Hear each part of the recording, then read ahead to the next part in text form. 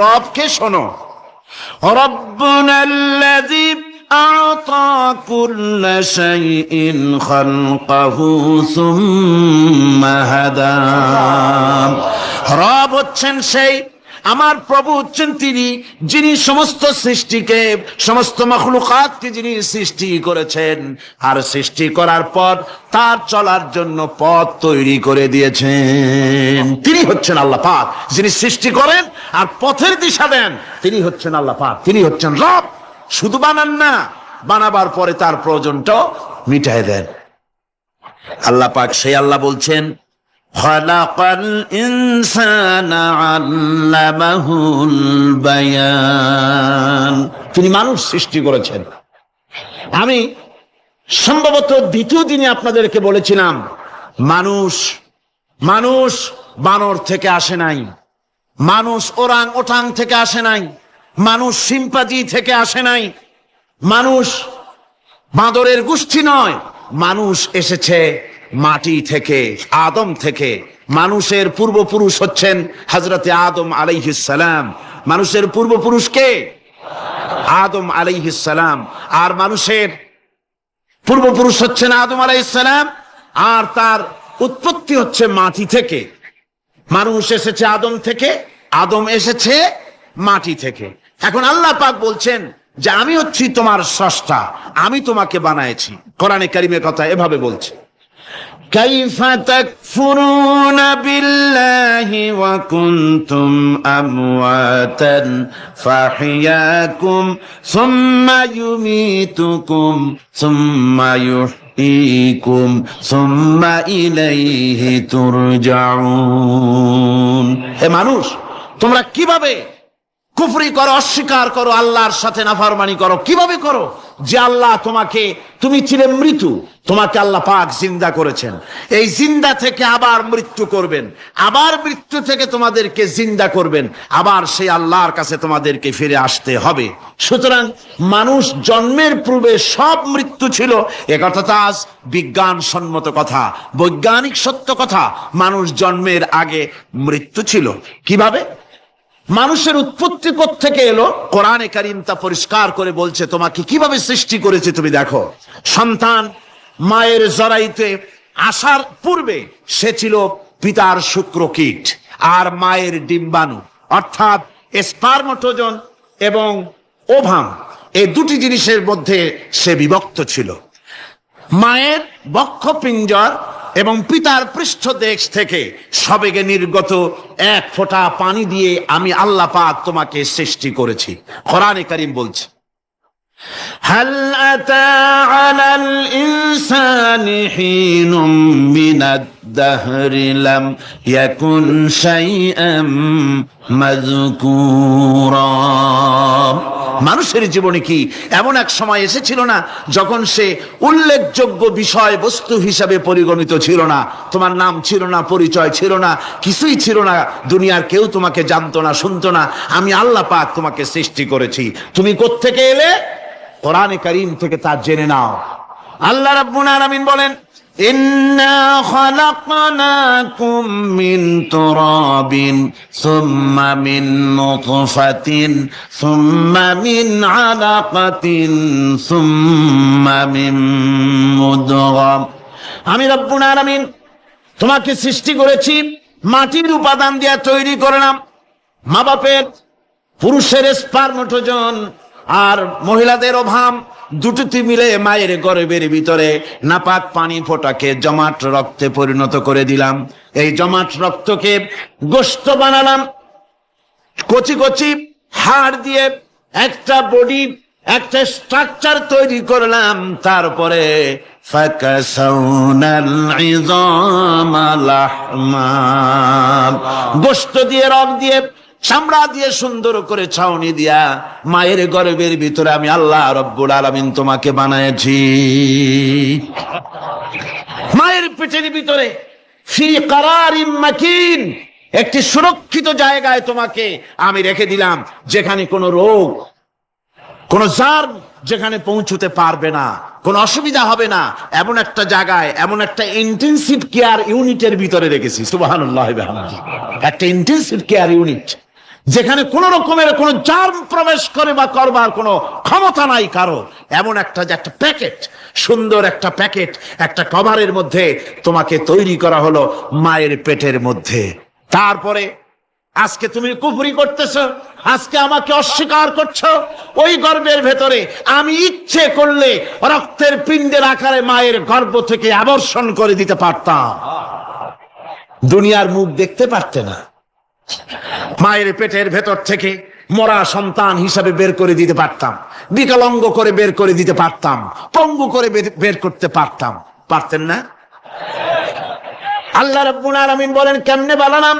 খলাকাল ইনসান, মানুষ আমি সৃষ্টি করেছি মায়ের পিঠের ভিতরে বসে। যখন ক্ষুধার উদ্রেক হলো, রুহু যখন এসে গেল, ক্ষুধা লাগলো, খাবারের প্রয়োজন হলো, আমি কেমনে খাওয়ালাম? দুনিয়ার কোন মা বাপ, কোন নেতা, কোন ডাক্তার, কোন চিকিৎসা বিজ্ঞানী মায়ের পেটের সন্তানের খাবার সরবরাহ করতে পারে না। আল্লাহ পাক বলেন তুমি কি খাবে? ব্যবস্থা আমি করেছি।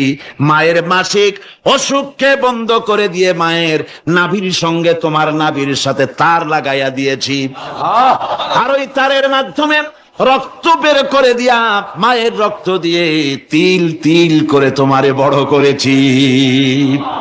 রক্তটা মুখে লাগাই নাই, মুখে লাগলে পরে নাপাক রক্ত, মুখটা নাপাক হয়ে যাবে। নাভির ভিতর দিয়ে পাস করে দিলাম, মুখটাকে পবিত্র রেখে দিলাম, যাতে করে দুনিয়ায় আসার পর আমার পবিত্র বানানো মুখখানা দিয়া এই দুনিয়ায় বসে তোমার আল্লাহর পবিত্র নামের জিকির করতে পারো। এমন সুন্দর করে মায়ের পিঠের ভিতরে তৈরি করলাম, হাত দিলাম, পা দিলাম, সুন্দর করে বানালাম, এমন নিখুঁত করে বানালাম, তাকায়া দেখো নিজের দিকে, সুন্দর করে বানালাম। এরপরে কি করলাম? সুম্মা নুখরিজুকুম তিফলা, বাচ্চার আকারে মায়ের পেট থেকে আস্তে করে বের করে নিয়ে আসলাম। সুবহানাল্লাহ বিহামদিহি, আস্তে করে মায়ের পেট থেকে নিয়ে এসেছি পৃথিবীর বুকে। পৃথিবীতে যখন আসলে তখন তোমার অবস্থাটা কি ছিল? ক্ষুধার যন্ত্রণায় যদি মরেও যেতে, কান্দা ছাড়া ভাষা নাই। ভাষা আছে? কোন হুঁশ ছিল আমাদের? কোন জ্ঞান ছিল? আল্লাহ রাব্বুল আলামিন বলেন আল্লাহু আখরাজাকুম মিন বুতুনি উম্মাহাতিকুম লা তা'লামুনা শাইআ, মায়ের গর্ভ থেকে এমন অবস্থায় বের করে এনেছি যখন তোমার কোনো হুঁশ নাই, জ্ঞান নাই, কথা বলতে পারো না, পায়খানার ভিতরে পড়ে থাকো, ট্যাটা করে, কান্দা ছাড়া পথ নাই, পানির পিপাসায় গলা শুকায় যায়, কান্দা ছাড়া পথ নাই, মনের তোমার মুখের কোনো ভাষা নাই কান্না ছাড়া। আমি তোমার এমন আল্লাহ, আমি তোমার এমন স্রষ্টা, আমি তোমার এমন রব। তোমার ভাষা নাই বলে মায়ের কলিজার ভেতরে আমি তোমার প্রতি এক দুর্বিনীত মহব্বত পয়দা করে দিয়েছি। তোমার কান্না তোমার মায়ের বুকের মধ্যে শেল বিঁধে যায়। তুমি যখন কাঁদো, কান্নার আওয়াজ যখন মায়ের কানে চলে যায়, হাজারো কাজ ফেলে মা দৌড়াইয়া বাচ্চারে কোলে নেয়। কি খাবে কেউ তৈরি করে না। আল্লাহ রাব্বুল আলামিন বলে বান্দারে, দুনিয়ায় আসার আগে তুমি কি খাবে, খাবারের বন্দোবস্ত আমি আল্লাহ করেছি, আমি এমন স্রষ্টা। তুমি দুনিয়া আসার 6 মাস আগে তোমার মায়ের বুকের ওপরে তোমার খাদ্য গরম করে আমি আল্লাহ রিজার্ভ করে রেখে দিয়েছি। সেই খাদ্য শুধু খাদ্য নয়, রোগের প্রতিষেধক, এটা ওষুধ। আজ বিজ্ঞানীরা, চিকিৎসা বিজ্ঞানীরা বলছেন মায়ের দুধ সন্তানের খাদ্যের, মায়ের দুধের চাইতে কোনো বিকল্প কিছুই নাই। সন্তান পৃথিবীতে এলে মায়ের প্রথম দুধটা, গ্রামে গঞ্জে অশিক্ষিত এলাকায় প্রথম দুধটা ফেলে দেয়, এটাকে মনে করে এটা খারাপ, এটা খাওয়াতে নাই, তাহলে ধনুষ্টঙ্কার হবে, হাবিজাবি কথা বলে। আল্লাহ দুধ বানাইছে বাচ্চার ধনুষ্টঙ্কার হওয়ার জন্য। মায়ের ওই প্রথম দুধটা হচ্ছে সন্তানের জন্য সমস্ত রোগের প্রতিষেধক। সে ছিল পেটের ভিতরে একটা কাভারের মধ্যে, ওখানে কোনো জার্ম ছিল না, কোন রোগ জীবাণু ছিল না। ও পৃথিবীতে এসেছে যেখানে অক্সিজেনের ভেতরে জার্ম রয়েছে, বাতাসের ভিতরে জার্ম রয়েছে, যার পরিবেশটা খারাপ হয়ে আছে, মানুষের শ্বাস প্রশ্বাসে নিঃশ্বাসে হাজারো রোগ জীবাণু ঘুরছে। এই রকমের একটা পৃথিবীতে এসেছে। আসার পরে কচি স্বাস্থ্য, কচি শরীর, কচি হার্ট, কচি লাংস, সেটাকে প্রতিরোধ করবে কি করে? সেজন্য আল্লাহ পাক মায়ের দুধের ভিতরে সমস্ত রোগের প্রতিষেধক দিয়ে দিয়েছেন। সুবহানাল্লাহ। আজকের বিজ্ঞানীরা তা স্বীকার করেছেন। অনেক মা তার সন্তানকে দুধ দেন না নিজের শরীর স্বাস্থ্য ভালো রাখার চিন্তা করে, বাচ্চাকে দুধ খাওয়ান না। এটা অত্যন্ত নির্মম কাজ। বাচ্চাকে দুধ খাওয়ালে বাচ্চার সাথে মায়ের মহব্বত বাড়ে। ইউরোপে, আমেরিকায় মাকে মা বলে ডাকে না, বাপকে শ্রদ্ধা করে না, সম্মান করে না। তার কারণ সেখানে মায়েরা তার সন্তানদেরকে কোলে নেয় না, সন্তানদেরকে ফিডার খাওয়ায়। আর আমি নিজের চোখে দেখেছি মায়েরা ইউরোপে, আমেরিকায় যখন শপিং এ আসে, তখন রাস্তায় যখন আসে, তখন ওই পুশ চেয়ার গুলিতে বাচ্চাকে শোয়াইয়া বাচ্চা এভাবে পুশ চেয়ারে করে ঠেলে নিয়ে যায়, আর কুত্তার বাচ্চাগুলি কোলে করে ঘুরে বেড়ায়। কুত্তার বাচ্চা কোলে নেয়, নিজের বাচ্চা পুশ চেয়ারে করে ঠেলে। সেই জন্য মায়ের প্রতি সন্তানের মহব্বত হয় না, সন্তানেরও মায়ের প্রতি কোনো শ্রদ্ধা জাগে না। আল্লাহর কি ব্যবস্থা! মায়ের কলিজার মধ্যে মহব্বত পয়দা করে দিয়েছেন আল্লাহ পাক। মায়ের বুকের দুধের ভিতরে আল্লাহ রাব্বুল আলামিন, আল্লাহ পাক বলছেন, আমি মানুষ সৃষ্টি করেছি আর তার সমস্ত প্রয়োজন মিটিয়েছি, তার খাবারের সব প্রয়োজন মিটিয়ে দিয়েছি। দুধটাকে ঘন করি নাই হজম করতে পারবে না বলে, ওই দুধটা সামান্য পাতলা করে দিয়েছি, ওর ভিতরে সামান্য মিষ্টি দিয়েছি। দুধের বোটার ভিতরে একটা ছিদ্র দিলে, চোষা মারলে পরে অনেকগুলি দুধ বেরিয়ে এসে গলাটা আটকে যেত, তোমার কচি কণ্ঠ গলা আটকে যেত, শ্বাস করতে পারতে না। এজন্য মায়ের স্তনের বোটার ভিতরে সূক্ষ্ম সূক্ষ্ম 32টা ছিদ্র করে আস্তে করে দুধ বার করে তোমার জীবন আমি বাঁচাইছি। খলাকাল ইনসান, মানুষ সৃষ্টি করেছি আমি আল্লাহ পাক। সুতরাং যে আল্লাহ পাক এ মানুষ সৃষ্টি করলেন আর মায়ের কলিজার ভিতরে মোহব্বত পয়দা করে দিলেন, সে আল্লাহ পাক বলছেন, খবরদার ওই মাকেও যেন আবার ভুলে যেও না। মাকে সম্মান করে করো, মা বাপকে মোহব্বত করো, তাদেরকে শ্রদ্ধা করো। বউ পাইয়া, সুন্দরী স্ত্রী পেয়ে মায়ের কথা ভুলে যেও না। অনেক সাহেব আছে মায়ের কথা ভুলে যায়, স্ত্রীর কথা অনুযায়ী মায়ের উপর অত্যাচার করে, এরকমও বহুত আছে। আল্লাহ পাক বলছেন, শোনো, وَقَضَى رَبُّكَ أَلَّا تَعْبُدُوا إِلَّا إِيَّاهُ وَبِالْوَالِدَيْنِ إِحْسَانًا। তোমার প্রভুর পক্ষ থেকে ফয়সালা হয়েছে, চূড়ান্ত সিদ্ধান্ত হয়ে গিয়েছে, আমি আল্লাহর ইবাদতের পর তোমার মা বাপের ইহসান করবে, খেদমত করবে, তাদের জন্য উপকার করবে, তাদেরকে ভালোবাসবে।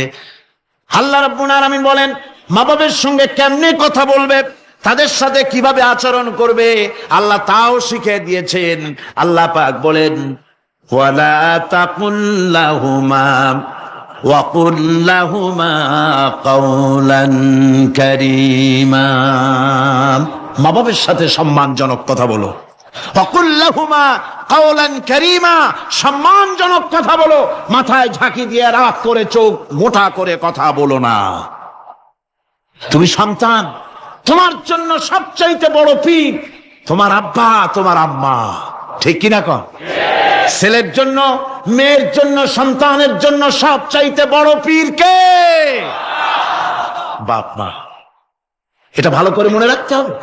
আপনার মৌলানা সাহেবদের দোয়া, পীর সাহেবদের দোয়া কবুল হতেও পারে, নাও হতে পারে, 50-50 সম্ভাবনাও আছে, আবার সম্ভাবনা নাই। কিন্তু মা বাবের দোয়া কবুল হবে 100% সিউরিটি রয়েছে। রাসূলুল্লাহ বলেছেন 3 জনের দোয়া কবুল হবে, মুস্তাজাবুদ দাওয়াত। কয়জনের দোয়া কবুল হবে? আল্লাহ রাব্বুল আলামিনের হাবিব বলেন 3 জনের দোয়া কবুল হবে আল্লাহর দরবারে। তার মধ্যে একজন হলেন মাজলুম ব্যক্তি, যে ব্যক্তি অত্যাচারিত, যে ব্যক্তি মুসাফির, প্রবাসী তার দোয়া কবুল হবে। আর মা বাপ যদি সন্তানের জন্য দোয়া করে, ওই দোয়া আল্লাহ রব্বুল আলামিনের দরবারে মঞ্জুর হয়ে যায়। আল্লাহ রব্বুল আলামিন মা বাপ সম্পর্কে বলেন, মা বাবের জন্য আমার কাছে দোয়া করবি বান্দারা, আমার কাছে দোয়া করবি। দোয়াটা আল্লাহ পাক শিখাচ্ছেন, রব্বিরহামহুমা কামা রব্বায়ানি সাগীরা। পড়েন সবাই, রব্বিরহামহুমা কামা রব্বায়ানি সাগীরা। একটু জিকির করেন, লা ইলাহা, এটা প্যানেল হবে মাস্ট, লা ইলাহা ইল্লাল্লাহ, লা ইলাহা ইল্লাল্লাহ, লা ইলাহা ইল্লাল্লাহ, লা ইলাহা ইল্লাল্লাহ মুহাম্মাদুর রাসূলুল্লাহ। আমার ভাইরা, আল্লাহ পাক শিখাচ্ছেন, বান্দা তোর মা বাপের জন্য আমার কাছে দোয়া কর। আল্লাহ রব, আয় আমার প্রভু, আমার মা বাপ যেমন ছোটবেলায় আমাকে স্নেহের কোলে লালন পালন করেছে, আয় আমার আল্লাহ তুমি আমার মা বাপকে তোমার রহমতের কোলে লালন পালন করো। আল্লাহ শিখাই দিয়েছেন। আমার ভাইরা, প্রত্যেক নামাজের পরে এই দোয়াটা ভুলে যাবেন না। ভুলে যাবেন? ভুলে যাবেন? আমার ভাইয়েরা, আমার বোনেরা, সবাই প্রত্যেক নামাজের পরে পড়বেন, রব্বিরহামহুমা কামা রব্বায়ানি সাগীরা। এই দোয়া করতে কেউ ভুলে যাবেন না। আল্লাহ রাব্বুল আলামিন বলে, বান্দারে, ওয়াসাইনাল ইনসানা বিওয়ালিদাইহি ইহসানা হামালাতুহু উম্মুহু কুরহা ওয়া ওয়াদাতুহু কুরহা। আল্লাহ পাক বলেন, আমি পৃথিবীর সমস্ত মানব মণ্ডলীকে উপদেশ দিয়েছি, মা বাপকে সম্মান করো, শ্রদ্ধা করো, তাদের উপকার করো। তার কারণ হলো, তোমার মা তোমাকে গর্ভে ধারণ করেছে অত্যন্ত কষ্টের সাথে। আল্লাহ বলতেছেন, মা তোমাকে গর্ভ ধারণ করেছে অত্যন্ত কষ্টের সাথে, এরপরে তোমাকে ডেলিভারি করেছেন অত্যন্ত কষ্টের সাথে, তোমাকে ডেলিভারি করেছেন। আমার ভাইয়েরা, জনাব অধ্যাপক মফিজুর রহমান সাহেব আমাকে বলছেন যে মাহফিলের চতুর্দিকে ওনাদের কাছে রিপোর্ট এসেছে, এক শ্বাসরুদ্ধকর পরিবেশ সৃষ্টি হয়ে গিয়েছে। মহিলাদের ভেতরে 3 জন নাকি সেন্সলেস হয়ে পড়েছেন, এত প্রচন্ড ভিড় হয়েছে সেখানে। আপনারা দোয়া করুন, আল্লাহ যেন এই মাহফিলকে সুন্দর রূপে পরিচালিত করে দেন, রহমতের হাওয়া যেন বহায় দেন। জোরে কোন আমিন, আরো জোরে কোন আমিন। আমি দেখতে পাচ্ছি আপনারা ঠাসাঠাসি করে বসেছেন, তারপরেও আল্লাহ পাক কোরআন শরীফে বলেছেন, তোমরা যদি অপর ভাইকে একটু জায়গা করে দাও, নিজের জায়গা কম করে, আল্লাহ বেহেশতের মধ্যে তোমার জায়গা বাড়াই দিবেন। আল্লাহ পাক কোরআন শরীফে বলেছেন। আমি সমস্ত মুসলমান, একজনও দাঁড়াবেন না, এক বান্দাও দাঁড়াবেন না। বসা অবস্থায় আপনারা সামনের দিকে চেপে আসেন, এই মঞ্চের দিকে বসা অবস্থায় সমস্ত মানুষ নড়ে চড়ে বসেন, হরকতে বরকত হবে, নড়ে চড়ে বসেন। আর এই ফাঁকে দাঁড়াবেন না, খবরদার। বসা অবস্থায় মঞ্চের দিকে চেপে আসেন, আর জোরে সোরে মহব্বতের সাথে জিকির করেন, লা ইলাহা ইল্লাল্লাহ। গভীর রাত্রে মানুষ সব ঘুমায় যায়, গর্ভবতী মা ঘুমাতে পারে না, সন্তান পেটের ভিতরে, হাঁটু দিয়া গুতা মেরেছে, পা দিয়া লাথি মেরেছে। মা চরম শীতের রাত্রে, প্রচন্ড শীতের রাতে গায়ের লেপটা সরায় দিয়া মা একবার দাঁড়ায়, আর একবার বসে, একবার দেওয়ালের সাথে হেলান দিয়া দাঁড়ায়, কষ্ট করে রাতটারে কাটায় দেয়। আবার সারাদিন সংসারের জন্য কাজ করেছেন, রান্না বান্না করেছেন মা, সকলকে খাওয়াইয়া মা শেষের দিকে খেতে গেছেন। যখন নিজে খেতে গেলেন, খাবারের ক্ষুধাত নিয়ে, পেট ক্ষুধা নিয়ে খেতে বসেছেন, পেটের ভিতরে সন্তান লাথি মেরেছে, পেটের মধ্যে ঘুষা মেরেছে, হাঁটু দিয়া গুতা মেরেছে, ভরা পেটে, পেটের ভিতরে সন্তান গুতা মারলো হাঁটু দিয়া, মাথা দিয়া। মা ক্ষুধা রয়েছে পেটে, খেতে পারলেন না, বেদনা শুরু হয়েছে। খাবারের থালাটা ঠেলে দিয়ে মা দাঁড়ালেন, বসলেন, চোখের পানি ফেললেন। এভাবে করে মা 1টা 2টা দিন নয়, 10টি মাস পর্যন্ত সন্তানটাকে পেটের মধ্যে নিয়ে একটা জীবিত মানুষ আর একটা জীবিত সন্তান পেটের মধ্যে নিয়ে নড়াচড়া করছেন, চলাফেরা করছেন।